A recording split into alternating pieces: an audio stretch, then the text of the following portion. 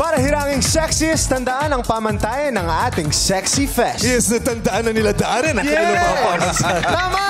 Naka-animal print ka din pala dito. Yes. Ay, ginagaya ka. Ano ba yan, Darren? Di ba dapat nga ako nag-animal print? Bakit? Hindi ka kasi Animal dapat print. nag-animal print pag naka-animal print si Ate. Ay, Di kasi ganon. kayo, di kasi kayo Naka-register na sa akin yan. No? Pag showtime ako lang nag-animal print. Yes. Ate, sa ganda ng daliri mo sa paa. Ha? Oh, di ba? Ayun, Oo may nga. ganun. Kabayong-kabayo, di ba? Ganyan. Marcella, yung kayong mga... Ang ganda. Dalawa lang yung daliri. Oh, mga ignorante. Hoy, mahal to kung maka-okray kayo sa akin. Ang laki ng ginastos ko rito. Nagbayad pa ako ng tax. Gano'n nyo lang. So ano dyan yung tatlong daliri? Alelen? Ano dyan yung tatlong daliri? Yung kanan kaliwa. Wala akong tatlong daliri, pero meron akong kamay at paa.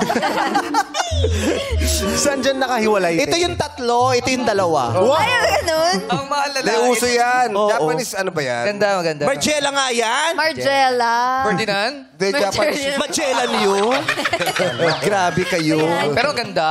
Ferdinand. Sobra. Sana hindi na lang ako nag-ayos. Maganda. Tagal-tagal ko nag-ayos. Nabalik. Maganda, maganda. Hi daw sabi ni Top Aray ko. Ano, no?